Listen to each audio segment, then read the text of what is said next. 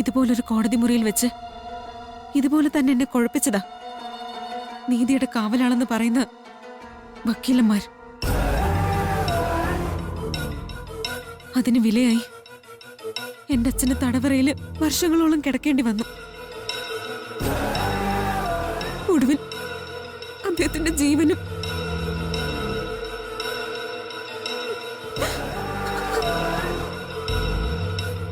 കോടതിയിൽ വികാരപരമായ പ്രഹസനങ്ങൾക്ക് സ്ഥാനമില്ല. ഇവിടെ തെളിവാണ് പ്രധാനം. പ്രതി കോടതിയെ വൈകാരികമായി സ്വാധീനിച്ച് വഴിതെറ്റിക്കാൻ നോക്കുകയാണ്. വിഷയത്തിലേക്ക് മടങ്ങി വരാൻ അനുവദിക്കണമെന്ന് ബഹുമാനപ്പെട്ട കോടതിയോട് ഞാൻ അഭ്യർത്ഥിക്കുകയാണ്. ബഹുമാനപ്പെട്ട കോടതി, ഞാൻ പറയുന്നത് വിശ്വസിക്കണം. ആ രത്നങ്ങള് എങ്ങനെ എന്റെ മുറിയിൽ വന്നെന്ന് എനിക്ക് അറിയില്ല. കുട്ടി, പ്രോസിക്യൂട്ടർ പറഞ്ഞു തന്നെയാണ് ശരി. കോടതിയുടെ മുന്നിൽ തെളിവുകൾക്കാണ് സ്ഥാനം.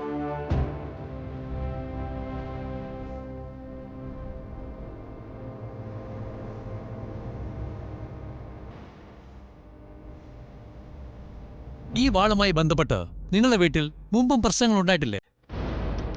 അന്നും നിങ്ങൾ സംശയത്തിന്റെ മുൾമുനയിലായിരുന്നില്ലേ?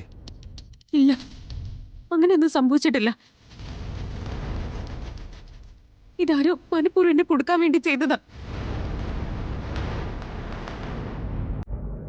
പക്ഷേ നിങ്ങളുടെ കുടുംബത്തിലുള്ളവർക്ക് പോലും നിങ്ങളെ സംശയമാണ്. അവര് പോലും നിങ്ങളെ വിശ്വസിക്കുന്നില്ല.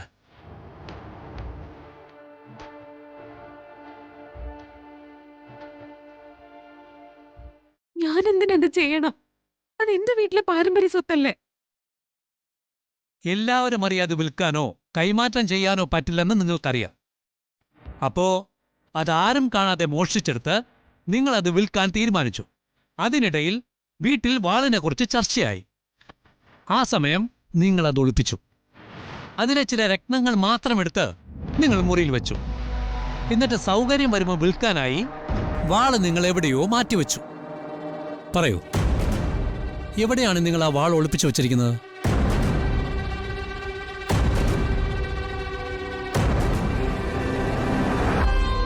ബഹുമാനപ്പെട്ട കോടതി, ഞാൻ പറയുന്നത് കേൾക്കണം. എന്റെ കുഞ്ഞിനെ കാണാനില്ല. അതിന്റെ വിഷമത്തിലാ ഞാൻ. എങ്ങനെയെങ്കിലും എന്റെ കുഞ്ഞിനെ കണ്ടുപിടിച്ച് തരണം. നിങ്ങൾ പ്രസവിച്ച കുഞ്ഞാണോ അത്?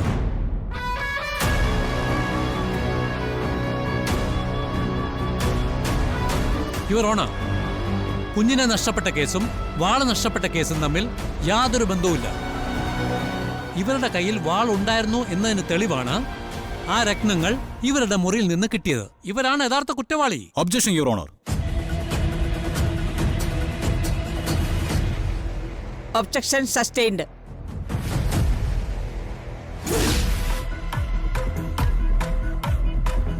യുവർ ഓണർ, പണ്ടൊരു കഥ കേട്ടിട്ടുണ്ട്. കുളിക്കടവിൽ ആരോ ഊരി വെച്ചൊരു സ്വർണമാല ഒരു കാക്ക കൊത്തിക്കൊണ്ടുപോയി. പോകുന്ന വഴിക്ക് കാക്കയുടെ ചുണ്ടിൽ നിന്നും ആ സ്വർണമാല മറ്റൊരാളുടെ വീടിന്റെ മുറ്റത്ത് വീണു. അയാളുടെ മകൾ അതെടുത്ത് കഴുത്തിലണിഞ്ഞു. പക്ഷേ അന്വേഷിച്ചു വന്നപ്പോ അയാൾ പ്രതിയായി. നിരപരാധിയായ അയാൾ ശിക്ഷിക്കപ്പെട്ടു. ഇവിടെ യഥാർത്ഥത്തിൽ അയാൾ കുറ്റവാളിയാണോ? അയാളുടെ മകൾ കുറ്റവാളിയാണോ? കാണാമറയത്തേക്ക് പറന്നുപോയ ആ കാക്കയാണ് യഥാർത്ഥ കുറ്റവാളി. ഇവിടെയും യഥാർത്ഥ കുറ്റവാളി ആ കാക്കയെ പോലെ തന്നെ കാണാമറയത്താണ്. യുവർ ഓണർ, ഈ കാക്കയുടെ കഥയും വാളിന്റെ കേസും തമ്മിൽ എന്താണ് ബന്ധം? പിന്നെങ്ങനെയാണ് ഇവരുടെ മുറിയിലെ രക്തങ്ങൾ വന്നത്? അതിനെന്തെങ്കിലും തെളിവുകളുണ്ടോ? ആരെങ്കിലും സാക്ഷികളുണ്ടോ?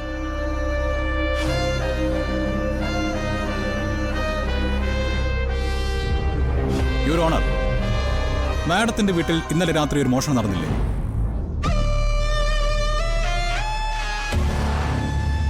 ഞാൻ ചോദിച്ചത് സത്യമല്ലേ മാഡം? സത്യമാണ്. ഇന്നലെ രാത്രിയിൽ എന്റെ വീട്ടിൽ മോഷണം നടന്നിരുന്നു. പോലീസിൽ കംപ്ലൈന്റ് ചെയ്തിട്ടുണ്ട്. മാഡത്തിന്റെ വീട്ടിൽ നിന്നും മോഷണം പോയത് ഈ പേനയല്ലേ? അത് അല്ല, ഇതെങ്ങനെ നിങ്ങളുടെ കയ്യിൽ വന്നു? അല്ല, എന്റെ വീട്ടിൽ മോഷണം നടന്നെന്ന് നിങ്ങൾക്ക് എങ്ങനെ മനസ്സിലായി? ഇപ്പോൾ പ്രോസിക്യൂഷൻ പറഞ്ഞ ഈ നീതി അനുസരിച്ച് ഈ പേനയെക്കുറിച്ചൊരു അന്വേഷണം വന്നാൽ യഥാർത്ഥത്തിൽ അറസ്റ്റിലാവുന്ന മേഡം തന്നെയാണ്. കാരണം ഈ പേനയുടെ ബാക്കി ഭാഗമുള്ളത് മേഡത്തിന്റെ കയ്യിലാണ്.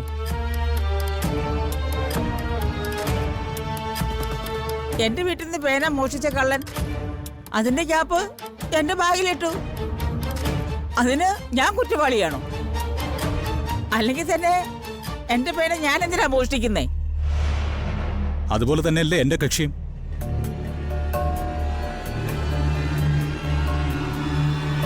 ചെമ്പകമംഗലത്തെ പാരമ്പര്യ സ്വത്താണ് ആ ഉടവ. അവർക്കാർക്കും അത് മോഷ്ടിക്കേണ്ട ഒരു ആവശ്യമില്ല. ഇവിടെ കുറ്റവാളി മറ്റാരുമാണ്. മേഡത്തിന് കൊടുക്കാൻ ഒരു കള്ളൻ പേനയുടെ ക്യാപ്പ് മേഡത്തിന്റെ ബാഗിൽ വെച്ചു എന്ന് പറയുന്നത് പോലെ തന്നെയാണ് എന്റെ കക്ഷിയുടെ മുറിയിൽ രത്നങ്ങൾ ഒളിപ്പിച്ചു വെച്ചതും. അത് കളിക്ക്. Low point perfect. പക്ഷേ സീനിയർ എന്താ പറഞ്ഞു വരുന്നത്? സംശയത്തിന്റെ ആനുകൂല്യം എല്ലാവർക്കും ഉള്ളതാണ്.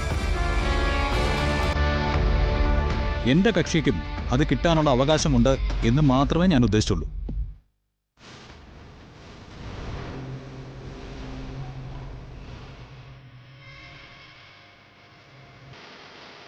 ഇതിന്റെ പേരിൽ ജാമ്യം അനുവദിക്കാതെ ഈ പ്രായത്തിൽ ഒരു പെൺകുട്ടി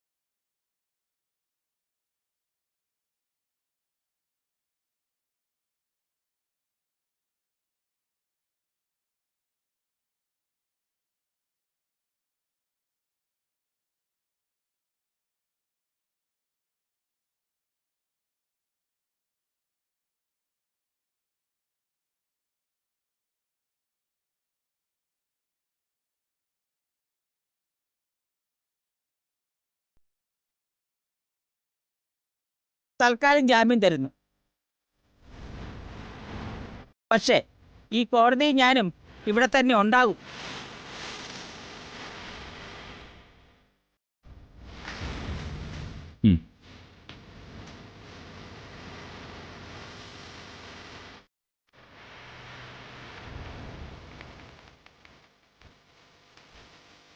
The court is adjourned.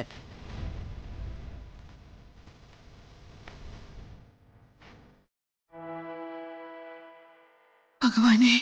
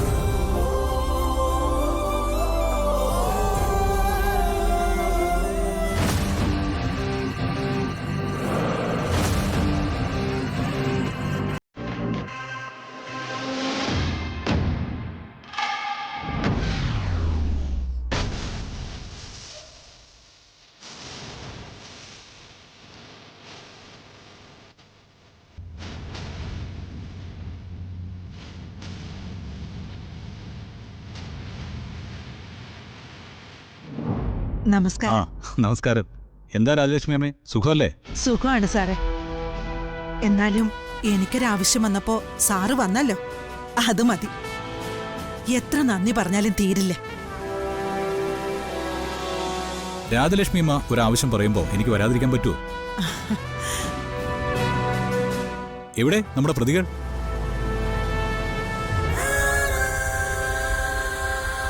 ആ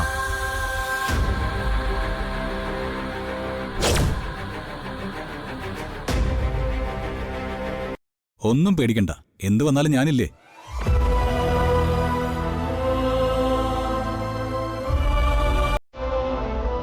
ആ ഡൽഹിയിലേക്ക് പോകുന്നതിന് മുമ്പ് എനിക്ക് തറവാട്ടിലൊന്ന് കയറണം. ആ, എന്നാ ശരി. അയ്യോ സാറിന്റെ ഫീസ്.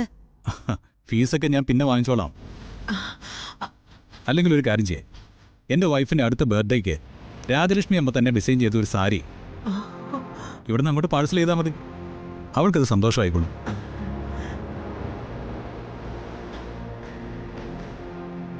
അന്ന് കല്യാണത്തിന് രാജലക്ഷ്മി അമ്മ ഡിസൈൻ ചെയ്ത് കൊടുത്ത സാരി അവൾ ഇന്നും ഭദ്രമായിട്ട് സൂക്ഷിച്ചു വെച്ചിട്ടുണ്ട്.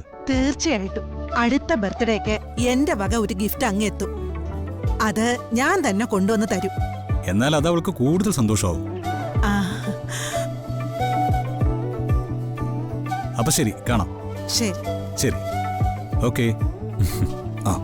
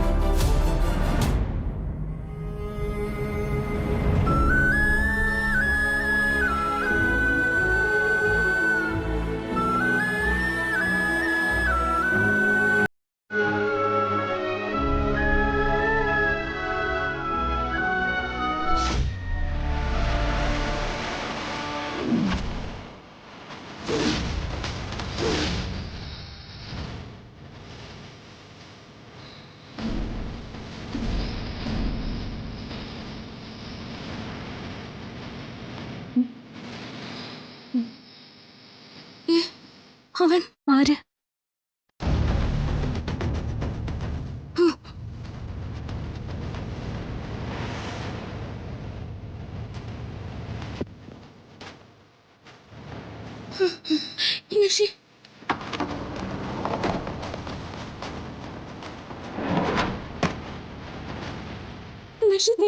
അവനാ ആര്? എന്റെ കുഞ്ഞിനെ തട്ടിക്കൊണ്ട് പോയവൻ.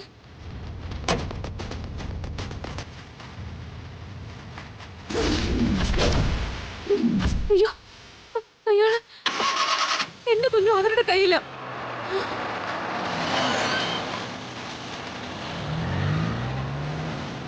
അയ്യോ,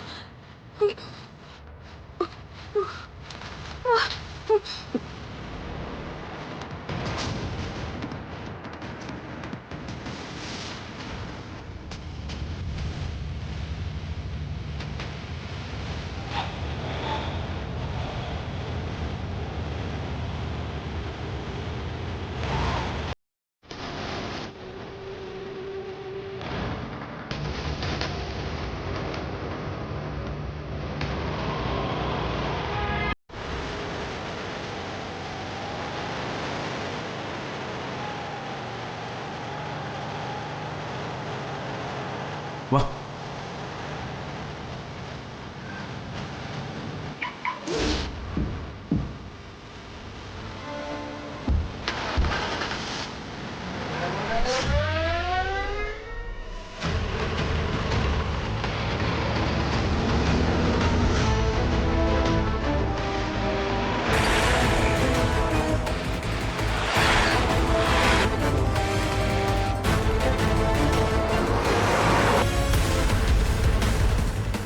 ഇവരിത് എങ്ങോട്ടാ പോകുന്നത്?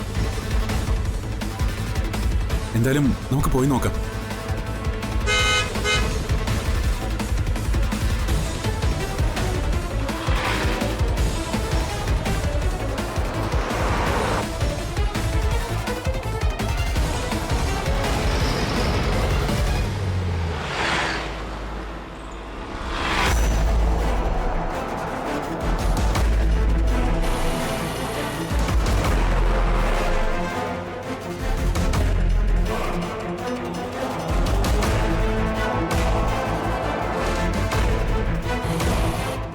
അവര്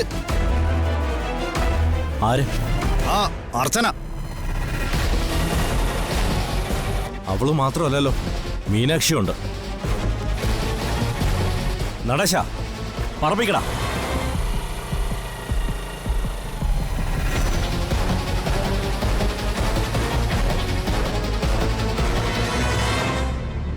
വണ്ടി ആനച്ചാൽ കാട് വഴി പോട്ടടാ. രണ്ടെണ്ണത്തിനെയും കാട്ടാനക്കൂട്ടം അങ്ങ് തീർത്തോളും.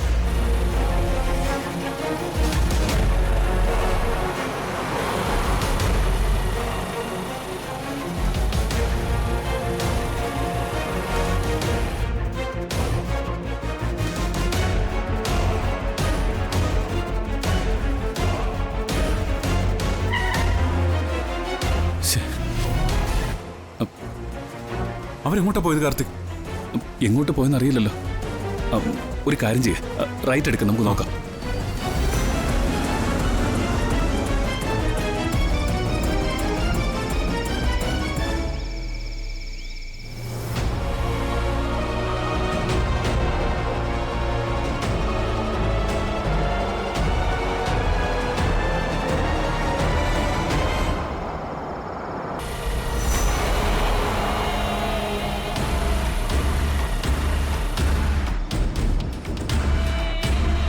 പെമ്പിള്ളേർ രണ്ടും കൽപ്പിച്ചാണല്ലോ. രണ്ടിനും ഒരു പണി കൊടുക്കണമല്ലോ. നടശ,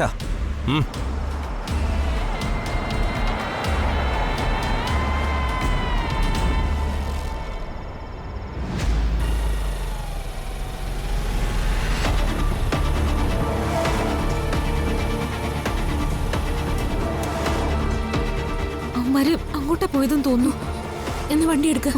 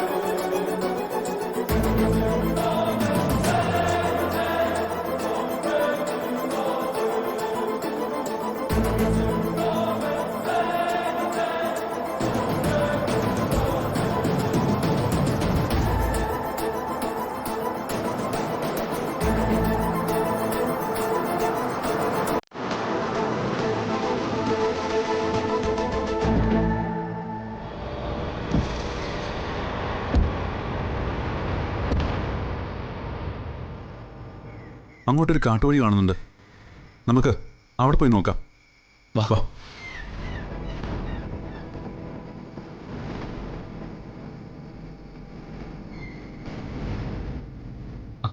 അല്ല, അവർ ഈ വഴി എങ്ങോട്ടാ പോയിട്ടുണ്ടാവുക? ഒരു പിടിയുമില്ല. അങ്ങോട്ട് പോയി നോക്കാം. എന്തായാലും അവരെ രണ്ടുപേരെയും കണ്ടെത്തിയിട്ടേ നമ്മൾ ഈ കാട്ടിൽ നിന്ന് തിരിച്ചു പോകും. അങ്ങോട്ട് നോക്കാം.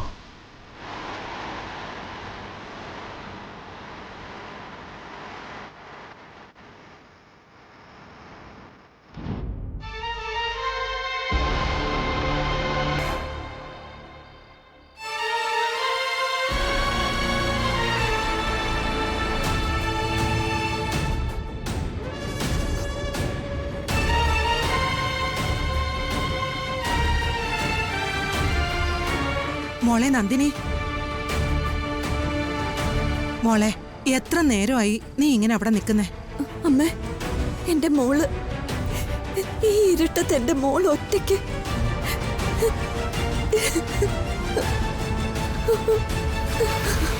മോളെ നീ ഇങ്ങനെ വിഷമിക്കാതെ. കാർത്തിമോനും കൂട്ടരെ അന്വേഷിച്ചു പോയിട്ടുണ്ടല്ലോ. അവരിപ്പം മീനാക്ഷിയും കൂട്ടിക്കൊണ്ടിങ്ങ് വരും. അമ്മേ, എനിക്കൊരു സമാധാനവും ഇല്ല. മനസ്സിനുള്ളിൽ ഒരു ഭീതി. മീനാക്ഷിക്ക് ഒന്നും സംഭവിക്കില്ല മോളെ. അവള് തനിച്ചല്ലല്ലോ, അർച്ചനയും കൂടിയില്ലേ?